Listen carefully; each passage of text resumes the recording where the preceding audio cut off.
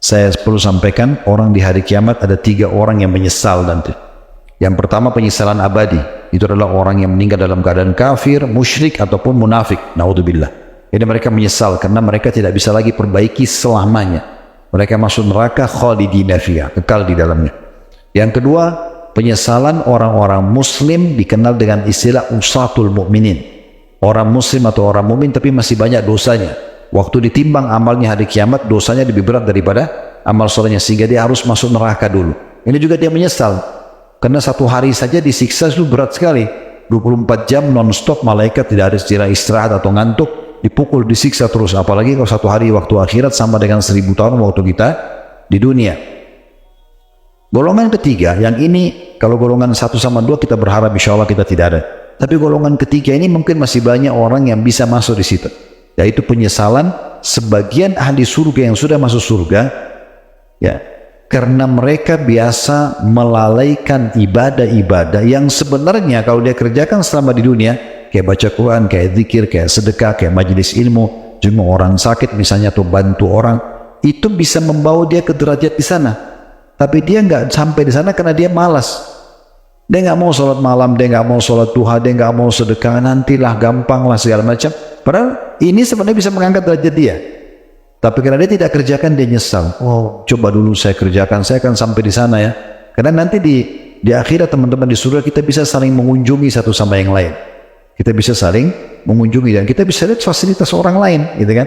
Walaupun hati kita sudah tidak hasad lagi, kita nggak merasa iri karena hati sudah dibersihkan. Tetapi perasaan muncul, kita mengatakan kalau seandainya dulu saya berbuat lebih banyak, saya akan sampai di derajat itu. Maka itu ada saja bisa muncul. Maka sebelum tiba waktu itu nanti penyesalan jangan sia-siakan. Sore ini Allah sudah sampaikan ke kuping kita semuanya agar kita rajin dan terus semangat dalam mengisi hari-hari kita dengan tujuan utama kita diciptakan, yaitu ibadah. Dan sudahlah, yang lalu dari kelalaian jangan lagi diulangi. Mulai sekarang ke depan kita penuhkan semua dengan ketaatan kepada Allah SWT. Terlebih lagi ibadah itu indah. Ibadah itu indah sekali. Belum majelis ilmu begini indah, kita dengarin, ya, kita simak, kita merasa ada manfaat, ada ketenangan jiwa. Kita sholat itu indah, kita haji dan umroh indah, jihad itu indah. Semuanya ibadah sebenarnya indah sekali.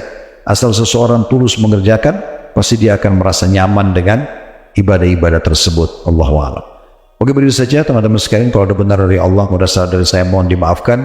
Semoga yang hadir dalam acara ini, baik offline ataupun online, diterima semua hajatnya oleh Allah Subhanahu Wa Taala, dimudahkan urusannya, diterima seluruh amal-amal saleh yang pernah dikerjakan dengan pahala yang sempurna, dimaafkan kesalahan-kesalahannya. Kemudian juga Allah Subhanahu Wa Taala melindungi negeri kita agar selalu aman, tentram, damai, dan dijaga persatuan dan kemerdekaan kita.